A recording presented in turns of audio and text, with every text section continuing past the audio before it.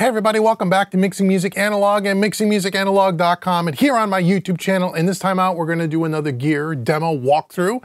We're gonna take a look at the Wes Audio Hyperion stereo equalizer, the 500 series module. We're gonna listen to it on a stereo, on a mix bus. We're gonna listen to it maybe on some drums and maybe on some acoustic guitar. It's gonna kind of walk you through, tell you what I like about Wes Audio, and we're gonna give a listen. So if you're in the market for a 500 series hardware EQ, stay tuned for this one because you may dig this. It's got some special features that you don't find on most analog hardware EQs. But before we get started, make sure you like, share, subscribe, hit that notification bell so you know when I post new content on this channel. Also, make sure you check out the hybrid mixing courses. The link will be in the description box below, so you can check those out if you want to learn how we mix in the analog hybrid workflow. Check those out, and yeah, that's it. Yeah, that's it. Okay, so here we are. So what are we talking about? Wes Audio. So if you've been watching this channel for any length of time, you know that I'm a huge Wes Audio fan. I own several of their products. And before we get started, just so you know, this is not a sponsored video. The EQ that we're going to be looking at today is on loan to me from Wes Audio. I have to send it back. They're not giving it to me. They did not pay me for the video, blah, blah, blah. But I have other products by Wes Audio, which we'll talk about. And I paid for those with my own money, and I wanted to check out their EQ because a couple of you people have asked me about, you have all their compressors, Dave, what about the EQ? So I reached out to them. They were kind enough to send it to me, but it's going back. So anyway, I own several Wes Audio products.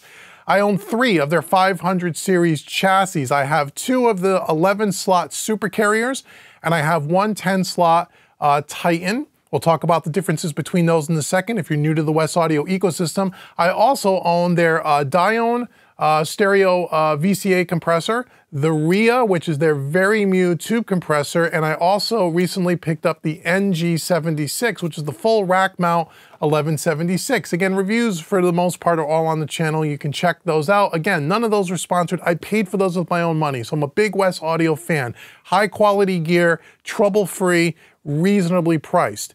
What I love about the Wes Audio stuff is that sets them apart from most other manufacturers that make analog gear is it is all totally analog circuitry, right? Analog signal path, but completely controlled with a plug-in in the box that's completely recallable. So you can either use the plug-in to adjust your parameters on your hardware, or you could go over to the hardware and turn the knobs if you want to.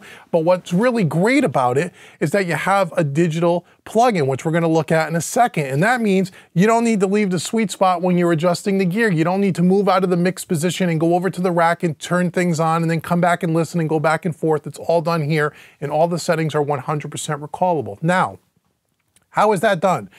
Well, depending on the 500 series chassis that you're using for your Wes Audio gear, it's done one of 2 ways. If you have any Wes Audio 500 series module, all of them, you'll see on the front, I'm sure there'll be a picture on the screen if there isn't one already, of the Hyperion. You'll see on the front there's a mini USB cable, that you have a USB cable plugged in that goes to a port on your computer. Now, you can use any 500 series chassis by any manufacturer, and if you plug in that USB cable into the front of the unit into your computer, you'll be able to digitally control it with the plug-in. However, if you have the Wes Audio Titan rack and you have all the 500 modules in that rack, on the back of the Titan, there is one USB cable that goes from the back of the 500 series rack into the port on your computer, and you can have all 10 slots filled up with different Wes Audio gear, and you only have to have that one USB port cable from the back of the Titan to the computer. So what that means is if you have 5 or 6 Wes Audio modules, you don't need to have a micro USB on every one of the individual modules taking up 5 ports on your computer. Makes sense? So it's a little bit convenient. I have a mixture of both. So for this particular demo, in the rack, my Hyperion EQ is in the super carrier, not the Titan. So on the super carrier, you don't have that USB cable on the back like you do with the Titan. That's the difference between the 2 chassis. Plus the super carrier is an 11 slot chassis, whereas the Titan is only a 10 slot chassis. Okay, makes sense? So I'm using the micro USB over to a port on my computer, and that's how I'm able to digitally control it. So let's jump in here in the Studio One and let's look at the EQ. So here is the plugin that we have for the Hyperion. Now you can put this plugin physically on any channel inside of your DAW. It doesn't matter where it is in the DAW. That's not where the EQ resides. It's where you have it patched in the patch bay. For this part of the demonstration, we're putting it on the stereo bus. I have a full mix here that's been completely done, ready to be taken off the console. It's a rock instrumental track by the band Jupiter Groove, very in the style of Joe Satriani. Again, thank you, Jupiter Groove, for allowing us to use your music in this demonstration. You can check Jupiter Groove out with the links in the description box below. If you're into guitar rock, instrumental rock music like Satriani, they're right up your alley. Check out Jupiter Groove, links in the description box below. So, this is patched in on my stereo bus, right? This is the master bus EQ is what we're using. I disconnected what I was using for the mix for this particular track and inserted this instead. So here is our digital plugin. Really, really cool. So this can run in stereo or it can run in dual mono. So we have a left side and a right side, okay? If you look here at the, we have at the top here, it's a 4-band parametric EQ. So we have our high frequencies up here. Now again, we can control it with our mouse here. So I can turn this, and if you take a look on the screen, you'll also see when I do that, that the lights, the LED lights on the Hyperion itself actually move, right? Hopefully you can see that. I know because it's a white unit, it's like a little bit of glare from the lighting, but you can see if I move it nice and slow, you'll see that it's controlling the hardware. So this goes from 2K all the way up to 25K, okay? We can go plus or minus, what is it, 15 dB, okay? And this either could be a shelf or a bell by pressing that button, and you could turn the high frequency on and off right here as well. Okay, so the way this actually, let me see, how does this work? Okay, so this is for if it's a shelf, right? If it's a bell, and you can see below, we have the display, which is cool too. So you can actually just work, if you're used to working with this type of an EQ, you can just move these points around right here in the bottom display. You don't have to use the knob. So several ways on how you want to do it, okay? So that is our high frequency. So we have our frequency selector here, plus or minus, is it 15 dB? No, excuse me, it's plus or minus 5 dB on the high frequency. This is the overall output. So you can turn the output of the EQ up or down. So if you're boosting frequencies and you're boosting the volume, you can turn it down. That's what this knob is here on the left-hand side. So our high frequency does not have a variable Q, plus or minus 5 dB. We can make it a shell or a bell, okay? Let's turn that off for a second. In here, in the high mids here, we have a variable Q here. You can see, we'll check that out. We're going from, what are we going from? 600 Hertz up to 8K, right? Again, we're going plus or minus 5 dB. Is it 5 dB? I think it is. It's 5 dB. Yes, 5 dB. Okay. There we go. And again, you can just grab the point here in the graphic display, and you can do that. You can move it around and do all that happy stuff. You can turn it on and off here. Okay, let's turn it off for now. And then we have our low mids. Our low mids go from 200 to 2.5K, plus or minus 5 dB, variable Q. And then our low frequency, we have here, again, it could be a bell or a shelf. We have our, what does it go from? 30 Hertz to 350. Plus or minus 5 dB, and then we have a low cut filter here, okay, down here in the low frequency. Is this a high cut filter or the output? Yeah, this is the output here at the top, okay? And then we have a soft knee or a hard knee here as well. Okay, so there's a lot of flexibility here in this, and it's exactly the same on the right-hand side, okay? Exactly the same. So because I'm in stereo mode, if I turn one side, it turns the other automatically. Now, one of the other really great things about the Wes Audio products, and all of their products have it, one of the things that really sets this apart, aside that it sounds good, but here's the extra feature that I really like. Well, there's two. One, it's digitally controlled. Why every manufacturer doesn't do that is beyond me, but that's wonderful. But here's something else that all the Wes Audio products have. See this little button down here in the left-hand corner, the THD, that's total harmonic distortion. It could either be a medium, high mode, or it can be off. And we're gonna listen to that. That makes a big difference, and it really adds a lot of wonderful character. So here is a final mix that's done. We're replacing the Master Bus EQ with the Hyperion. We have a bunch of presets up here that we can check out. They really kind of market this as a mastering EQ, but you can use it for anything. So let's play this back. Let's listen to a little bit of music by Jupiter Groove, and let's play around with it on a master bus and see how it sounds. Here we go.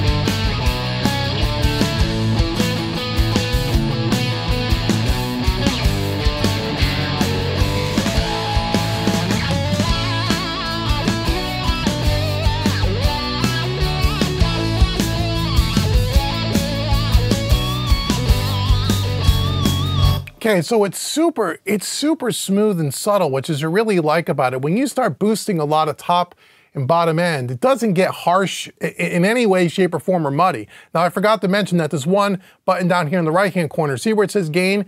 This can either be 5 dB or 15 dB, which means now that if I put it at 15 dB, I can do plus or minus 15 dB on all the boosts or cuts.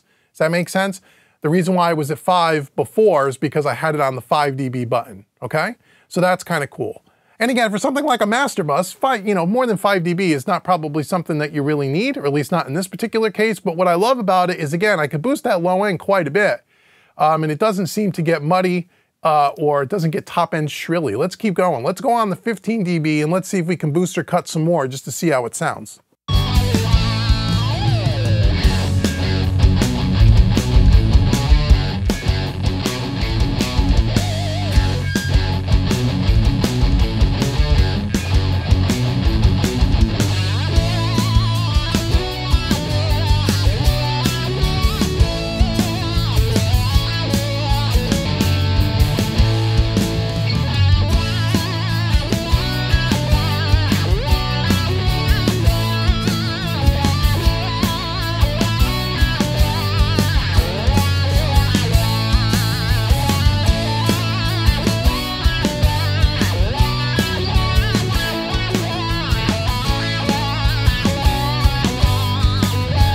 And you'll see on the high shelf especially, because it's very broad, because it's kind of more like a mastering style EQ, you have very broad and gentle curves, which is kind of nice. Even though on the high mids and the low mids, you have that variable Q, which is cool. So here we are boosting about 8 dB at 70 and at about, 5 dB at 13K or so. Now we have, again, the total harmonic distortion circuit. Let's listen to what that does. Right now it's off. Keep your eye on the green button here. We'll go from medium to high, and then we'll turn it on and off and we can listen.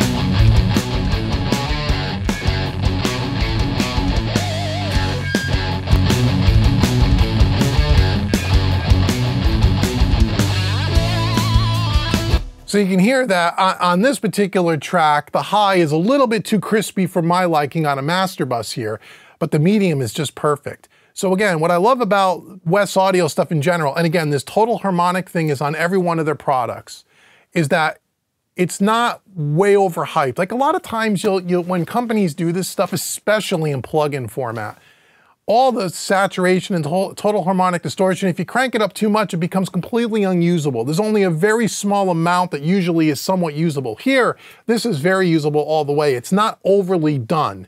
It's not overly done at all, which is great. So I really love the medium setting here as well. And again, you could bypass the plugin here, or you could bypass it up here. And you can hear the relays turning on and off there. So again, let's just bypass it a little bit, and then maybe we'll listen to it on some drums. So let's just give it one more quick listen on the master bus.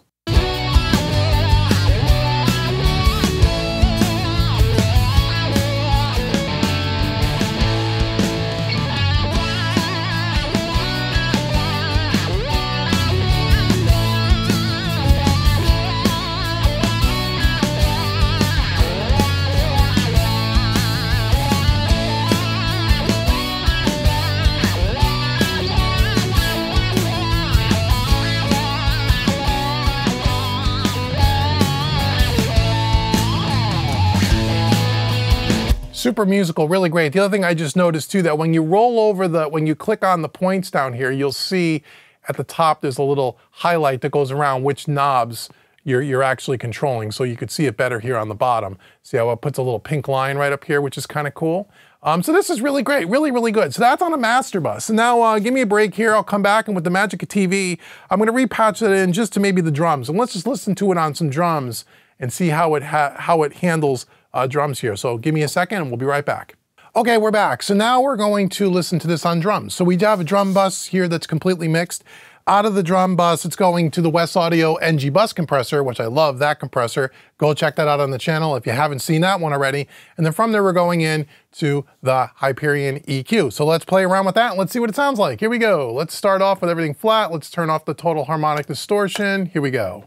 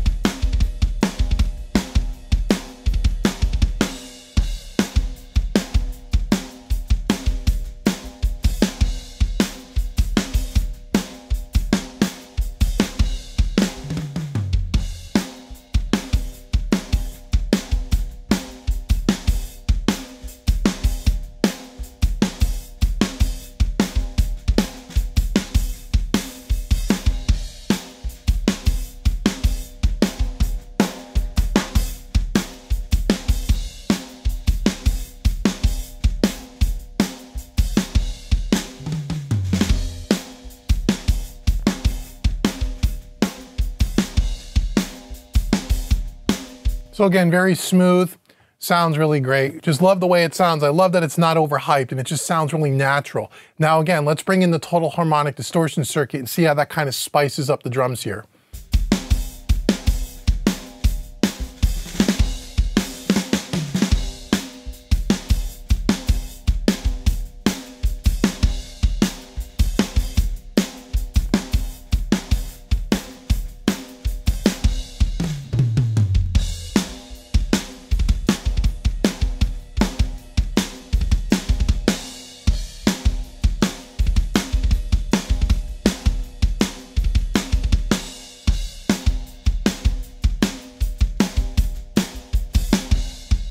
So on the drums, I like that the total harmonic distortion on the high setting, I use that all the time. And again, it's also on the NG bus compressor. I use that a lot as well.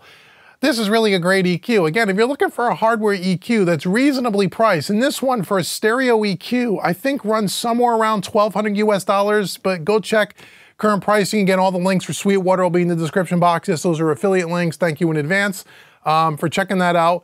But for $1,300, give or take, a stereo EQ that has a harmonic distortion, a total harmonic distortion circuit in it that is completely digitally controlled and recallable is very, very cool. And there's not a lot of stuff on the market that does all of that. So between the digital recall and the total harmonic distortion, this is something you definitely want to check out.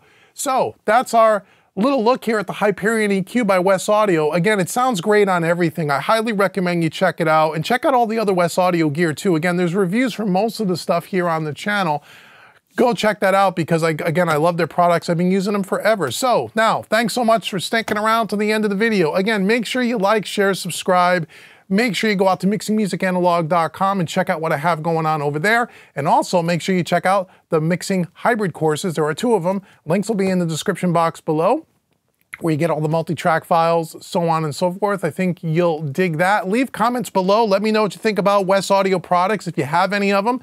Let me know what you think about the Hyperion EQ. And until the next video, I've been Dave with Mixing Music Analog and mixingmusicanalog.com. Thank you so much for watching me today, everybody. And I'll see you guys very soon.